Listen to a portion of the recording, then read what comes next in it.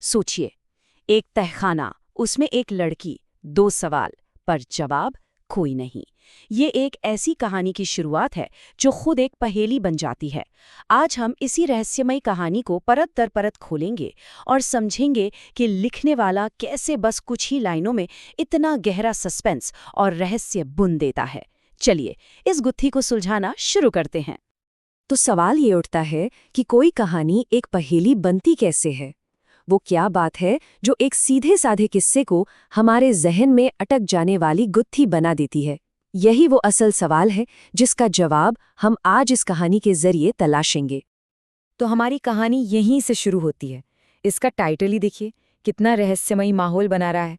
चलिए सीधा सीन में चलते हैं, जैसा कि कहानी में बताया गया है। कहानी की शुरुआत ही एक झटके से होती है। पवन, जो बाबूराम का बड़ा भांजा है, एक अंडरग्राउंड तहखाने में झांकता है और बस चौंक जाता है। उसके पहले शब्द ही एक बड़ा सवाल खड़ा कर देते हैं। एक लड़की, एक तहखाने के अंदर? यहीं से, बस इसी एक लाइन से रहस्य शुरू हो जाता है। और फिर जरा इस रिएक्शन पर गौर कीजिए। छोटे भाई का डर, उसका यकीन न कर पाना, ये हमारे जज्बातों को और हवा दे देता है। वो जो कहता है ना, ये कैसे हो सकता है, असल में वो हम सबके मन की ही बात है।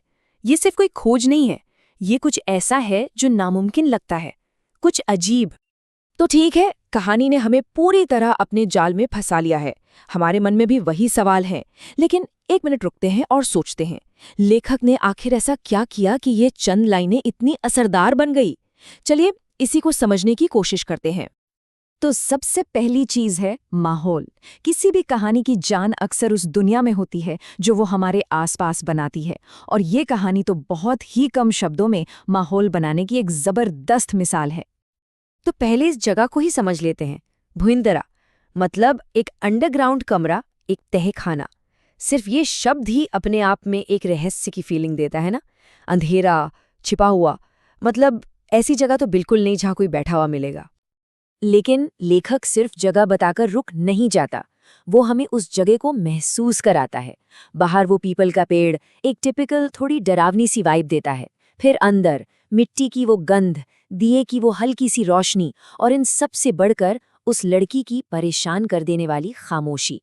ये सिर्फ एक सीन नहीं है, ये एक पूरा एक्सपीरियंस है जो हमें बेचैन करने के लिए ही बनाया गया है।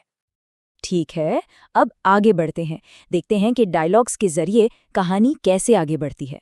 क्योंकि टेंशन सिर्फ माहौल में नहीं है, टेंशन इस बात में भी है कि किरदार क्या कहते हैं और उससे भी ज्यादा क्या नहीं कहते। यहाँ एक बहुत क्लासिक टेक्निक देखने को मिलती है, किरदारों में फर्क। पवन हिम्मत वाला है, वो वापस अंदर जाता है, रहस्य से टकराता है। वहीं उसका छोटा भाई डरा हुआ है, वो तो बाहर ही खड़ा रहता है और सोचता है कि ये सच भी है या नहीं। इन दोनों के बीच का ये जो टकराव है ना, ये हमारे लिए टेंशन को और भी बढ़ा देता है। हम हिम्मत और डर के बीच का वो खिंचाव महसूस करते हैं। और फिर आता है सीन का क्लाइमैक्स। पवन वही दो सवाल पूछता है जो हम सबके दिमाग में घूम रहे हैं। तुम कौन हो और यहाँ कैसे आई? ये वो पल है जिसका सबको इंतजार था, एक सीधा सीधा कॉन्फ्रंटेशन। अब देखिए, सबसे जरूरी बात, वो जवाब नहीं देती, वो बस घूरती रहती है। उसकी ये चुप्पी उसके किसी भी जवाब से 1000 गुना ज्यादा पावरफुल है। ये हमें कोई हल नहीं देती, बल्कि रहस्य को अपने चरम पर ले जाती है। सोचिए, एक जवाब कहानी को खत्म कर सकता था, पर इस चुप्पी ने उसे हमेशा के लिए जिंदा कर दिया। और यही हमें आखिरी और सबसे जरूरी तकनीक पर लाता है, कहानी को जानबूझकर अधूरा छोड़ना। कोई भी लेखक इतना टेंशन बनाने के बाद कहानी को बीच में ही क्यों रोक देगा? आखिर क्यों? यही तो है एक क्लिफ हैंगर का जादू। देखिए, सबसे पहले तो ये पढ़ने वाले के मन में जबरदस्त जिज्ञासा पैदा करता है। दूसरा, एक अधूरी कहानी एक पूरी कहानी से कई ज्यादा याद रहती है ना? और तीसरा, ये एक तरह का न्योता है।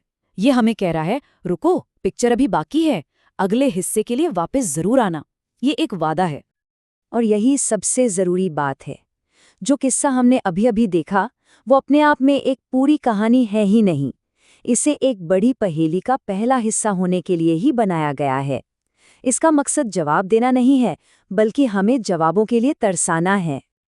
और इस तरह ये कहानी अपने ही सवाल पर खत्म हो जाती है, हमें ठीक वहीं छोड़ देती है जहां वो छोड़ना चाहती थी, रहस्य के बीचों बीच। कहानी एक पहेली इसलिए बन जाती है क्योंकि वो खत्म नहीं होती। वो हमें सोचने पर मजबूर करती है कि आखिर अगली पहेली में क्या होगा।